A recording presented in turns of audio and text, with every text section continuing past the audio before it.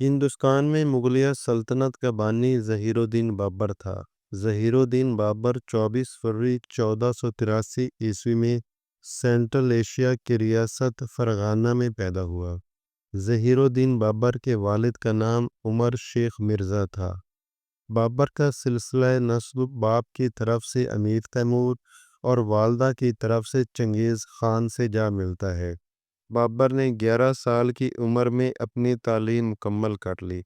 12 سال کی عمر میں باپ کا سایہ سر سے اٹھ گیا۔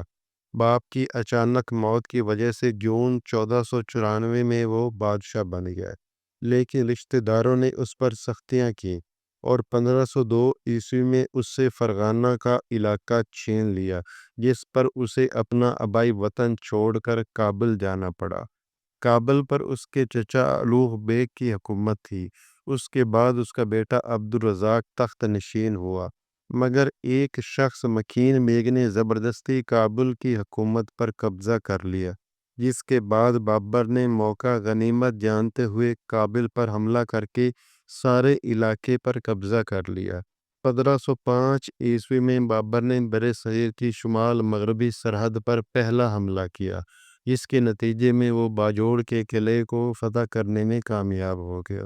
اکتوبر 1511 میں اس نے 9 سال کی طویل مدت کے بعد سمرقند کو پھر فتح کیا، جس کو اس نے 1497 میں پہلی دفعہ فتح کیا تھا، مگر اس بار یہ فتح عارضی ثابت ہوئی، کیونکہ 1512 میں ازبکوں کے نئے لیڈر شیبانی خان کے بیٹے عبداللہ نے اسے یہاں سے پھر نکال دیا۔ 1514 میں بابر نے دریائے جہلم کو عبور کر کے یوسف زئی قبیلے پر حملہ کیا اور اسے شکست دے کر سردار کی بیٹی سے شادی کری۔ 17 فروری 1519 کو وہ بیرا تک آن پہنچا۔ اسے بڑی کامیابی ملی اور اس کی فوج کے ہاتھ کافی مال غنیمت لگا۔ 1520 میں بابر نے بدخشاں پر قبضہ کر لیا اور ہمایوں کو وہاں کا گورنر مقرر کیا۔ 1522 میں اس نے قندھار کو اپنی سلطنت کا حصہ بنانے کے بعد اپنے بیٹے کامران مرزا کو وہاں کا گورنر بنایا۔ 1526 میں پانی پت کی پہلی لڑائی ہوئی، جو کہ بابر اور سلطان ابراہیم لودھی کے درمیان ہوئی۔ اس میں بابر کو فتح نصیب ہوئی اور بابر دہلی کے تاریخی شہر میں ایک نئے بادشاہ کی حیثیت سے داخل ہوا۔ لوگوں نے اس کی حکومت کو تسلیم کیا اور 27 اپریل 1526 سے دہلی کی تمام مساجد میں اس کے نام کا خطبہ پڑھا جانے لگا اور اس کی صحت، ترقی اور درازی عمر کی دعائیں مانگی جانے لگی۔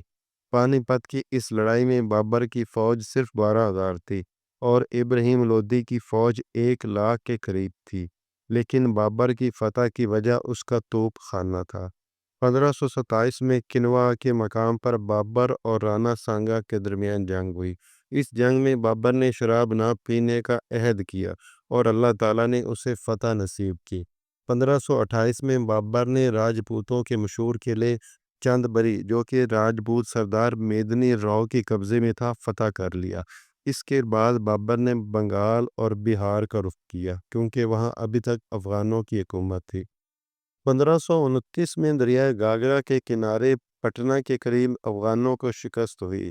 بابر کی وفات کے متعلق ایک بڑی عجیب روایت ہے۔ کہا جاتا ہے کہ ایک دفعہ اس کا بڑا بیٹا ہمایوں سخت بیمار ہو گیا اور اسے علاج معالجے سے کوئی فائدہ نہ ہوا۔ درباریوں نے بابر کو مشورہ دیا کہ وہ کوئی اپنی سب سے قیمتی چیز اللہ کے نام پر دے۔ اس نے سوچا کہ میری جان سے زیادہ قیمتی چیز کیا ہو سکتی ہے، چنانچہ اس نے ہمایوں کے پلنگ کے گرد 3 چکر لگائے اور اللہ سے دعا کی کہ ہمایوں کی بیماری مجھے لگ جائے۔ اس کے بعد ہمایوں تو رفتہ رفتہ روبہ صحت ہوتا گیا اور بابر 2-3 مہینے بیمار رہ کر 26 دسمبر 1530 کو آگرہ کے مقام پر فوت ہو گیا۔ اس کی میت کو دریائے جمنا کے کنارے آرام باغ میں امانتاً دفن کر دیا گیا۔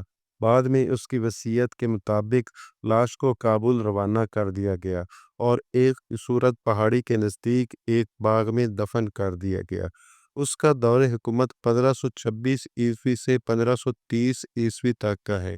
بابر بہت بہادر تھا۔ بچپن کے زمانے کی مشکلات نے اس کو جفا کش اور دلیر بنا دیا تھا۔ اس کی بہادری کی وجہ سے ہی ترک سرداروں نے اسے بابر یعنی ببر شیر کا لقب دیا تھا۔ وہ رحم دل اور فیاض بھی تھا، جفاکش اس قدر تھا کہ بڑی بڑی لمبی مسافتیں گھوڑے پر طے کر دیتا تھا۔ کہتے ہیں کہ وہ 2 آدمیوں کو پہلو میں دبا کر آگرہ کے قلعے کی دیواروں پر دوڑا کرتا تھا۔ بابر تیراک بھی اعلیٰ درجے کا تھا۔ ہندوستان کے تقریباً تمام دریا اس نے تیر کر عبور کیے تھے۔ بابر ایک اعلیٰ درجے کا شاعر اور مصنف بھی تھا۔ بابر ترکی اور فارسی زبانوں میں اشعار کہتا تھا۔ اس نے اپنی زندگی کے حالات خود تحریر کیے۔ اس کی کتاب کا نام تذکرہ بابری ہے۔